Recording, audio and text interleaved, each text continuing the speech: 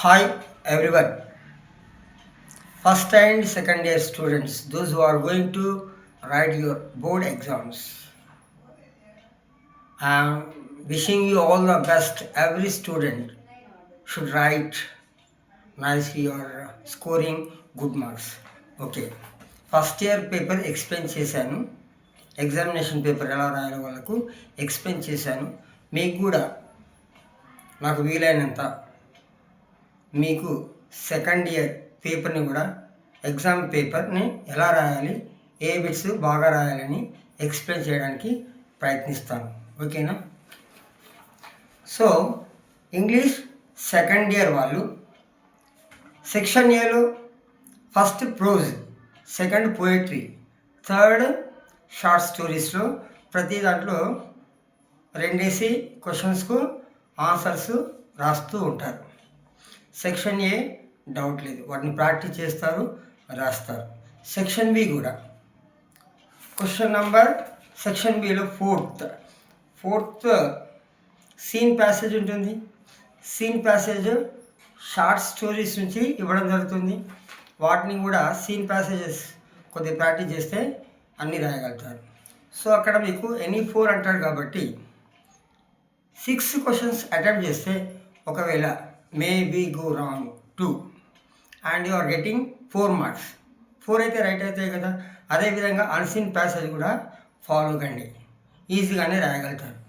ఇక సెక్షన్ సిలోకి వస్తే సెక్షన్ సిలో మనకేముంటుంది? First punctuation marks. So many students are getting many doubts here in this punctuation marks. Of course punctuation marks దేని నుంచి వస్తాయి? మరి ప్రోజ్ లెసన్స్ నుంచి ఇవ్వడం జరుగుతుంది. వాటికి ఉన్నటువంటి పంక్చువేషన్ మార్క్స్ పారాగ్రాఫ్స్ చూసుకోండి. అండ్ దాంట్లో మనకు పంక్చువేషన్ మార్క్స్లో ముఖ్యంగా మీకు 1 నుంచి 29 బిట్స్ ఇవ్వడం జరిగింది. దాంట్లో punctuation question number 8 punctuation marks. So దీంట్లో 15 నుంచి 19 బిట్స్ లేవు. ఇది రిలీజన్ ఆఫ్ ద ఫారెస్ట్ ఇంతకుముందు ఒక లెసన్ ఉండేది, దాన్ని తీసివేయడం జరిగింది కాబట్టి వాటిని చూసుకోకండి, మిగతావన్నీ చూసుకోండి. దాంట్లో ఖచ్చితంగా 1, 2, 3 ఖచ్చితంగా లెసన్స్లో నుంచి పంక్చువేషన్ మార్క్స్ చూసుకోండి. 4th వన్ కూడా లాస్ట్లో 25, 26, 27, 28 అలా ఉంటాయి. 29 కూడా ఒకటి ఉంది. అవి చూసుకుంటే దాంట్లో నుంచి ఖచ్చితంగా మీరు కొద్దిగా బాగా ప్రాక్టీస్ చేస్తే రాయగలుగుతారు. దీనికి ఎంత చెప్పినా కూడా ప్రాక్టీస్ చాలా అవసరం కాబట్టి పంక్చువేషన్ మార్క్స్ మీరే ప్రాక్టీస్ చేయాలి. ఓకేనా? Question number 9 question number 9 match A and B. Match A and B అంటే 1 వర్డ్ సబ్స్టిట్యూషన్ నుంచి మీకు ఈ వర్డ్స్ అండ్ మీనింగ్స్ ఇవ్వడం జరుగుతుంది. దాన్ని కాలమ్ బిలో వర్డ్స్ ఇస్తారు, కాలమ్స్ బిలో మీనింగ్స్ ఇస్తారు. వీటిని మీరు మ్యాథ్ ఫాలోయింగ్ చాలా ఈజీగా రాస్తారని అనుకుంటారు, కానీ ప్రాక్టీస్ అనేది చాలా చాలా ఇంపార్టెంట్. దానికి ఏ కాలం నుంచి and column A column below మీరు రాయాలంటే కనీసం 1 నుంచి 10 చూసుకోండి meanings, and 20 to 30 and 40 to 57 and 60 to 65, 70 to 80 ఇవి బాగా చూసుకోవాలి. అండ్ ఇంకా మిగతావి కూడా చూసుకుంటే బాగానే ఉంటుంది. దీంట్లో నుంచి ఎక్కువగా మ్యాథ్ ద ఫాలోయింగ్లో వర్డ్స్ అండ్ మీనింగ్స్ ఇవ్వడం జరుగుతుంది. వీటి గురించి కూడా మీరు ప్రాక్టీస్ చేయాలి. Next one 10th bit idioms. 10th bit idioms. So ఇక్కడ స్టూడెంట్స్ చాలా ఈజీగా రాస్తున్నాం అనుకుంటున్నారు, కానీ అదేదో మీకే తెలుసు. కాకపోతే ఈడియమ్స్ కొద్దిగా ప్రాక్టీస్ చేయాలి, కొద్దిగా బాగానే ప్రాక్టీస్ చేయాలి. ప్రాక్టీస్ చేయడంలో ఈడియమ్స్ చాలా ప్రాక్టీస్ చేయడంలో మీకు కొన్ని టిప్స్ ఇస్తాను, వాటిని ప్రాక్టీస్ చేయండి. ఈడియమ్స్లో మీకు ఇచ్చారు కదా నంబర్స్, అవి 1 నుంచి మీకు 74 వరకు ఇచ్చారు 40 బిట్స్ ఈడియమ్స్. దాంట్లో 1 నుంచి 7 చూసుకోండి, 11 to 30 and 17 to 23, 31 to 37 and 40 to 53 and 51 to 66 and 71 to 74. ఇవి ముఖ్యంగా చూసుకుంటే మీరు ఈజీగా రాయగలుగుతారు. వీటిని బాగా ప్రాక్టీస్ చేయండి. మీరు మీ సొంతంగా రాసినట్లుగా చాలా చాలా గ్రేట్గా ఫీల్ అవుతారు. సో ఇది దృష్టిలో ఉంచుకొని వీటిని ప్రాక్టీస్ చేసి, ఇంకా clever students, excellent students, they right that extremely very well. But what I am saying that below average students or average students, how should they write? At least they try to practice them. These are the idioms. They get good marks. That's my intention to say. It's okay. Now next bit. Next bit is 11th one. Verb pattern. So verb ప్యాటర్న్లో be form చూసుకోండి. So first ఇది చెప్పబోయే ముందు చాలామంది చాలా రకాలుగా రాస్తున్నారు, marks పోగొట్టుకుంటున్నారు. ఇక్కడ ఏంటంటే బీ ఫామ్ అంటే ఈజ్ ఇలా రాస్తే సబ్జెక్ట్ హీ ఇలా రాస్తే రాంగ్. ఖచ్చితంగా దానికి సబ్జెక్టు, వర్బ్ ఏంది, ఆబ్జెక్ట్ ఏంది చూసుకోవాలి. ఇక్కడ బీ ఫామ్ ఇచ్చారనుకోండి, అప్పుడు అక్కడ ఏం రాయాలి? యామ్, ఈజ్, ఈజింట్, వాజ్, వజంట్, ఇలా ఒక ఫోర్ సెంటెన్సెస్ ఫామ్ చేయాలి. మీ ఓన్గా ఫామ్ చేయాలి, లేదా మెటీరియల్ నుంచి అయినా చూసుకొని చదవండి, ఏదైనా ఒకటి చేయండి. బట్ మీ ఓన్గా రాస్తే బెటర్. ఇది ఫస్ట్ ప్యాటర్న్ బీ ఫామ్ వస్తుంది. దాని తర్వాత ఒక్కోసారి subject second one, subject verb ఇస్తాడు, ఆబ్జెక్ట్. దీన్ని ఇంట్రాన్సిటివ్ వర్బ్ అంటారు. ఇంట్రాన్సిటివ్ వర్బ్ అంటే ఆబ్జెక్ట్ ఉండదు, సబ్జెక్ట్ వర్బ్ అంటే it is incompleted sentence. It doesn't give that complete meaning, పూర్తి మీనింగ్ని ఇవ్వదు. కాబట్టి దీన్ని ఇంట్రాన్సిటివ్ వర్బ్ అంటారు. అప్పుడప్పుడు ఇస్తారు, ఇది కూడా చూసుకోండి. థర్డ్ వన్ ఇంకో క్వశ్చన్ దీని మీద ఇస్తారు. హ్యావ్, హ్యాస్ అండ్ హ్యాడ్ మీద ఇస్తారు. ఇది ఒకటి ప్రాక్టీస్ చేయండి. ఫోర్త్ వన్ దేర్ అని ఇక్కడ ఇస్తే మీరు దేరే రాయచ్చు, ఇది మాత్రం సేమ్ రాయచ్చు, ఎందుకంటే అది సబ్జెక్ట్ కాదు కాబట్టి. మిగతా అంతా మీరు ఈజీగానే రాయచ్చు. ఇక నెక్స్ట్ మనకు ఇంపార్టెంట్ ఎక్కువ సబ్జెక్ట్, ట్రాన్సిటివ్ వర్బ్ అంటే nothing but verb and object అని స్ట్రక్చర్ ఇచ్చి ఒక ఎగ్జాంపుల్ కూడా ఇస్తారు. ఫర్ ఎగ్జాంపుల్ మనకు తెలిసిన ఎగ్జాంపుల్ చెప్తాను. Tagore wrote Gitanjali. So it is subject, ఇది main verb. Write, wrote, written. Don't write that is the passive as written. Only you write in V1, V2. You try to write it. Sometimes here you are using to write that one in the third person. She, if you are using in present tense means she write means she writes notes. So like that you try. She writes notes. కొంచెం జాగ్రత్తగా he she it రాసినప్పుడు జాగ్రత్త తీసుకోండి, మిగతా దానికి కామన్గా రాయచ్చు. So ఇది సబ్జెక్ట్, వర్బ్ అండ్ ఆబ్జెక్ట్. ఇది actual structure to every sentence formation. And next one వచ్చేసేసి సబ్జెక్ట్ ఇస్తాడు అండ్ వర్బ్ ఇస్తాడు, ఇండైరెక్ట్ ఆబ్జెక్ట్ ఇస్తాడు, డైరెక్ట్ ఆబ్జెక్ట్ కూడా ఇస్తాడు. సబ్జెక్ట్, వర్బ్, ఫర్ ఎగ్జాంపుల్ కూడా ఇస్తాడు. ఇక్కడ ఎగ్జాంపుల్ ఇచ్చి అమూల్య అని ఇచ్చాడు చూడండి మీరు. అమూల్య సబ్జెక్ట్ ఏంది? టోల్డ్ అని. అమూల్య టోల్డ్ ఎ స్టోరీ. స్టోరీ అనేది స్ట్రేట్గా వెళ్తుంది చూడండి. స్టోరీ చెప్తుంది, ఎవరికి చెప్తుంది?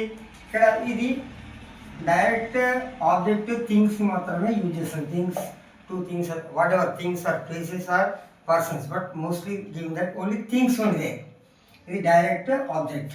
డైరెక్ట్ ఇండైరెక్ట్ ఆబ్జెక్ట్ అంటే ఎవరు చెప్పింది? మనకు. మనం ఏమవుతాం ఇక్కడ? ఇండైరెక్ట్గా పర్సన్స్ అవుతారు. ఇక్కడ పర్సన్ కాబట్టి ఇది పర్సన్ అని గుర్తుంచుకోండి. అమూల్య టోల్డ్ ఎ స్టోరీ మీ, లేదా మీ బుక్లో ఇచ్చినట్టు నితిన్, ఏదో నేను ఇచ్చాను అక్కడ చూడండి. So Amulya told Nitin a story. ఇది చాలా చాలా కేర్ఫుల్గా రాయడానికి గుర్తుంచుకోండి. డైరెక్ట్ ఆబ్జెక్ట్ అంటే థింగ్స్ వస్తాయి, ఇండైరెక్ట్ ఆబ్జెక్ట్ అంటే ఇది వస్తుంది. చూడండి, Amulya told Nitin, to whom? Nitin. And what he says? A story. So like that you think and write this one. And next one, అప్పుడప్పుడు ప్రిపోజిషన్ కలిపి కూడా ఇస్తాడు. అప్పుడప్పుడు సబ్జెక్టు వర్బ్ ఇచ్చి అడ్వర్బియల్ ఇస్తాడు.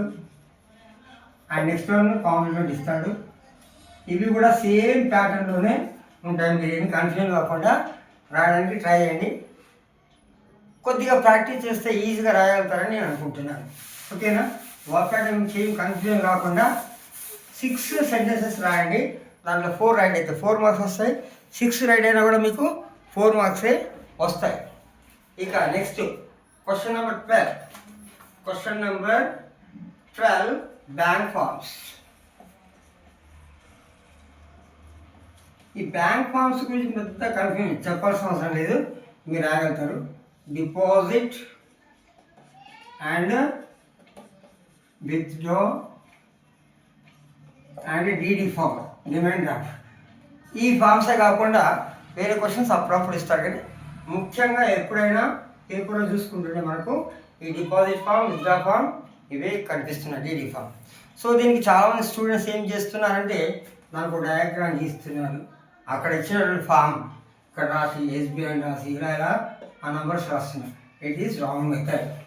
సింప్లీ అక్కడ ఒక క్వశ్చన్ ఇస్తాడు అండ్ కింద ఫామ్ ఇస్తాడు. దాని తర్వాత మీరు జస్ట్ అక్కడ ఆన్సర్స్ మాత్రమే రాయాలి. ఏంటి క్వశ్చన్ నెంబర్ ఎంత? 12 నంబర్ వేసి రాయండి. నెంబర్ 1 ఫర్ ఎగ్జాంపుల్ ఏమి ఇచ్చాడు? బ్రాంచ్ ఇచ్చాడు అనుకుందాం. హనుమకొండ అని ఇచ్చాడు అనుకుంటా. హనుమకొండ అని రాస్తాం. సెకండ్ వన్ డేట్ ఇచ్చాడు అనుకోండి, డేట్ వేస్తాం. ఈరోజు డేట్ వేస్తాం అనుకోండి, 15/2. ఆ రోజే డేట్ వేయండి. ఇక్కడ డేటే దాంట్లో మెన్షన్ చేశాడు అనుకోండి, డేట్ రాయండి. థర్డ్ వన్ అకౌంట్ నెంబర్ ఇస్తాడు, అకౌంట్ నెంబరు రాయండి ఆ విధంగా. ఓకేనా? Account number. తర్వాత ఫోర్త్ వన్ అమౌంట్ ఇస్తాడు, దాన్ని వర్డ్స్లో రాయమంటాడు. వర్డ్స్లో రాయండి. 9,300 అండ్ 300 అని రాయండి. అండ్ 300 లేదా 300 రాయండి. సో ఈ విధంగా రాసి చివరి వరకు వచ్చేసి 10th వరకు ఉంటాయి. 10th వరకు అక్కడ ఎల్ శ్రీనివాస్, గోపీకృష్ణ అండ్ ఏదో ఒక పేరు, ఏ పేరు ఇస్తే ఆ పేరు రాయండి. వెంకటేశ్వర్లు అని ఇచ్చాడు అనుకోండి, ఇక్కడ ఏం రాస్తారు? ఎం వెంకటేశ్వర్లు మీ పేరు రాయకండి. అదేమి ఇస్తే అవి 10 minutes ఇంతే, మీరు రాయాల్సింది ఇంతే. అవి ఏమీ రాయకండి, ఓన్లీ నంబర్ మెన్షన్ చేయండి. నెంబర్ 1లో ఏముంది? డేట్ ఉందా? డేట్ రాయండి. నెంబర్ 2లో బ్రాంచ్ ఉందా? బ్రాంచ్ రాయండి. నెంబర్ 3లో అకౌంట్ నెంబర్ ఉందా? అకౌంట్ నెంబర్ రాయండి. నెంబర్ 4లో ఏమి ఇచ్చాడు? ఆ విధంగా చూస్తూ ఓన్లీ వాటిని మాత్రమే మెన్షన్ చేయండి. చాలామంది తప్పు చేస్తున్నారు కాబట్టి ఈ బ్యాక్ ఫామ్ కూడా చెప్పాల్సిన అవసరం ఏర్పడేది. ఓకేనా? So next question number 13 is very very important one. Question number 13. Question number 13 CV. It is called curriculum vitae. Curriculum vitae. Vita అనేది యాక్చువల్గా తప్పు. It is called curriculum vitae. Vitae అంటే లైఫ్, వీటే లాటిన్ వర్డ్ అది. మనము curriculum Vita అంటాం సింపుల్గా. Curriculum Vita మొత్తం రాయండి. అండ్ ఒకవేళ రెజ్యూమ్ ఇచ్చింది అనుకోండి,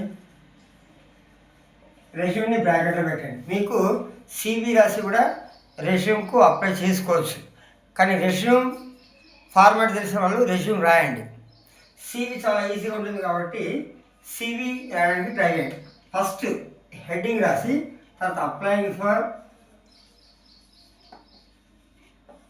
ఏ, ఇక్కడ ఆ క్వశ్చన్లో ఏమి ఇచ్చాడో ఆ జాబ్ పేరు అక్కడ రాయండి. దాని తర్వాత ఇలా 12 పాయింట్స్ ఇక్కడ రాయండి. నేమ్, ఇలా name, father's name, date of birth, full address, mobile number, email ID రాసిన తర్వాత బాక్స్లో రాసినప్పుడు అకాడమిక్ క్వాలిఫికేషన్స్ అని ఖచ్చితంగా ఇది రాయాలి. రాసి ఈ బాక్స్లో కూడా గుర్తుంచుకోవాల్సిన పాయింట్ ఏంటంటే క్వాలిఫికేషన్. ఫస్ట్ వన్ ఏం రాయాలి? Qualification. And next one institute. Third one year of study. And next percentage. So ఈ విధంగా రాయాలి. రాసిన తర్వాత ఇక ఎక్స్పీరియన్స్ అని ఇస్తాడు. దాంట్లో 3 years 4 years 5 years జాగ్రత్త చూసి వాటిని ప్రజెంట్ ఇయర్స్ తోటి దాన్ని ప్రజెంట్ ఇయర్స్లో రాయాలి. ఇప్పుడు 2026 ఒక ఎక్స్పీరియన్స్ ఒక 3 years పోయింది అనుకోండి, మేనేజ్ అండి 2023 వస్తుంది. ఇక్కడ నుంచి స్టార్ట్ చేయాలి మనం ఈ qualifications what ever it is. For example ఇక్కడ నేను ఎంబీఏ రాసాను, దానికి 2 years పడుతుంది. అంటే ఎంత ఇక్కడ 2020. ఇక్కడ నుంచి ఎక్స్పీరియన్స్ 3 అయిపోయిన తర్వాత ఎంబీఏ 2 years అవుతుంది కాబట్టి ఇక్కడ మేనేజ్ చేయండి. ఇక్కడ 2021 అంటే ఇక్కడ ఏం రాయాలి? ఇక్కడ 2021, 2023 అండ్ ఎంబీఏ అక్కడ రాసి ఒక కాలేజ్ పేరు రాసి ఇక్కడ మెన్షన్ చేస్తారు. ఇన్స్టిట్యూషన్ ఇక్కడ పర్సంటేజ్ మెన్షన్ చేస్తారు. ఇది జాగ్రత్తగా రాయండి. తర్వాత డిగ్రీ రాయండి. ఇక్కడ ఏం రాస్తారు? డిగ్రీ. ఇది 3 years అని తెలిసి మనకి 3 years మేనేజ్ చేయండి. 2018 అంటే 2018 నుంచి 2021. అదేవిధంగా ఇంటర్ అనుకోండి, inter 2 years 2016, 2018. And next SSC అనేది 2015, 2016 అని రాస్తాం. కానీ చాలామంది డేట్ ఆఫ్ బర్త్ రాసేటప్పుడు దీనికి లింక్ ఉండాలి. మనం రాసే డేట్ ఆఫ్ బర్త్ లింక్ ఉండాలి. దీనికి సింక్ అయి ఉండాలి. Connect with date of birth with our qualification CA. ఇక్కడ 2000 how much year 2015 is there and you do minus 15 years. 5 years తర్వాత మనం ఫస్ట్ క్లాస్ నుంచి స్టార్ట్ అవుతుంది కాబట్టి 2000 అని వచ్చింది. కాబట్టి మీ డేట్ ఆఫ్ బర్త్ 11/8/2000 అనే విధంగా రాస్తే అది అప్లికేబుల్గా సూటబుల్గా ఉంటుంది. ఏదో మీకు తోచింది రాయకండి. సో ఈ విధంగా రాయండి. ఇక రెజ్యూమ్కి వస్తే రెజ్యూమ్ ప్యాటర్న్ వేరే అయినప్పటికీ ఇలా రాసినప్పటికీ కూడా మీకు మార్క్స్ పడతాయి. దానికి క్లోజింగ్ లెటర్ కూడా రాయాలండి. ఇంకా ఎక్సలెంట్గా ఉంటుంది. అయినప్పటికీ కూడా ఇది బాగా రాసి దీంట్లో ఇది రాసిన తర్వాత లాంగ్వేజెస్ నోన్ రాయాలి. నెక్స్ట్ ఎక్స్పీరియన్స్ రాయాలి. దాని తర్వాత ప్లేస్, తర్వాత ఇలా రాయాలి. దాని కింద లాంగ్వేజెస్ నోన్ రాయాలి. అట్లీస్ట్ ఇవి రాయాలి. మీరు ఎక్స్పీరియన్స్ అక్కడ ఇచ్చారు కదా 3 years, I worked in a private institution for 3 years ఆ విధంగా రాయాలి. తర్వాత నెక్స్ట్ లాస్ట్కి వచ్చి ఇక్కడ ఏం రాయాలి? ప్లేస్ అండ్ డేట్ ఇలా మెన్షన్ చేసి దీనికి అపోజిట్ ఏం రాయాలి? ఇక్కడ సిగ్నేచర్ అట్లీస్ట్ ఇవి రాసి ఒకవేళ మీకు ఒకే పేపర్లో వస్తే your presentation looking so beautiful, so fair, so you are getting 4 out of 4 marks for this CV. Resume రాసేవాళ్ళు దీన్ని విడగొడితే చాలు. ఫస్ట్ ఏం రాయాలి? ఇయర్ ముందు రాయాలి. రెజ్యూమ్కి ఏం రాయాలి? ఇయర్ ఫస్ట్ రాస్తాను. నేను ఒకటి రాస్తాను 2021, 2023. అండ్ నెక్స్ట్ మీ క్వాలిఫికేషన్ ఇప్పుడు అక్కడ రాస్తాను. ఎంబీఏ ఇక్కడ ఇన్స్టిట్యూషన్ నేను ఒక జీజీ కాలేజ్ చేస్తాను అండ్ తెలంగాణ యూనివర్సిటీ టీయూ అని రాస్తాను and next NZP and next percentage 88%. So same ఈ కాలం ఇది ఇన్స్టిట్యూషన్ అండ్ ఇది ఇయర్ ఆఫ్ స్టడీ ఇది qualification. No make any difference between CV and resume, but the pattern is very just slightly different, but you can write as well as whatever you know, that is you perform well, you write well, you will get good marks, 4/4 marks. It's okay. Now come to that next one. Next one is, it is also very important, letter writing. Question number 14. Question number 14 ఏముంటుంది?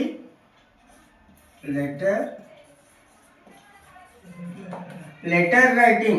In this one you take care about that format. Format చాలా important. ఫార్మాట్లో ఇప్పుడు మనకు bracket letter రాస్తున్నాం. So దీంట్లో మనం తీసుకోవాల్సిన ఏంటంటే ఇంత మనం ఎగ్జామ్లో ప్రజెంట్ చేసే లెటర్ మాత్రం అన్ని కాలమ్స్ కూడా లెఫ్ట్ సైడే రాయాలి పేజ్లో మార్జిన్. ఇక్కడ ఫ్రమ్ ఫస్ట్ పాయింట్ ఏంది from, second point date and third point to. ఇది నేను రాస్తుంది formal letter and fourth one ఇది సెల్యూటేషన్ అండ్ ఫిఫ్త్ వన్ ఇది బాడీ ఆఫ్ ద లెటర్. ఈ బాడీ ఆఫ్ ద లెటర్లో 3 పారాగ్రాఫ్స్ రాయాలి. ఫస్ట్ దాంట్లో ఇంట్రడక్షన్ ఇవ్వండి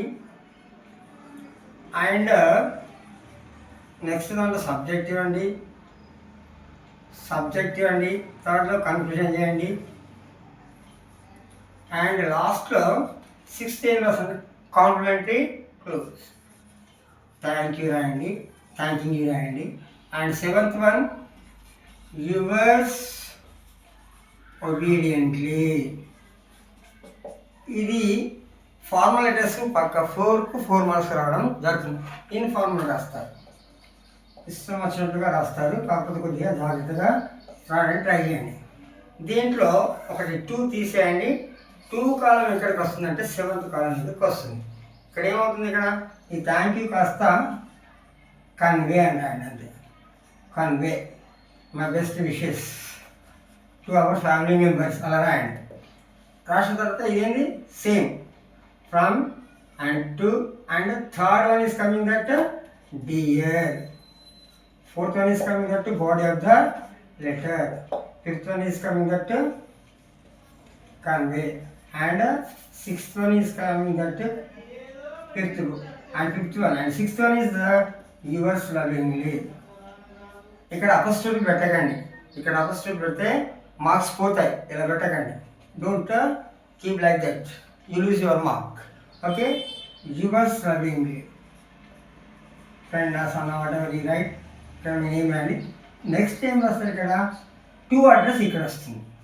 ఈ థర్డ్ బిట్ ఇక్కడ ఉన్నది ఫార్మల్ లెటర్లో. ఇక్కడ ఈ డిఆర్ దగ్గర ఇక్కడ ఏం నేమ్ రాస్తారో ఆ నేమ్ రాసి ఇక్కడ 2 రాయండి. ఓకే, 2 రాయకుండా పర్వాలేదు, 2 అడ్రస్ రాస్తే ఇక్కడ చాలు. ఈ విధంగా లెటర్ రైటింగ్లో ఈ ఫార్మాట్ బాగా రాసి బాడీ ఆఫ్ ద లెటర్లో మీకు సెంటెన్సెస్ ఫార్మేషన్ బాగా without making any mistakes you are not doing means you can go head, మీరు రాయవచ్చు. కొద్దిగా ప్రాక్టీస్ చేస్తే ఈజీగా రాస్తారు.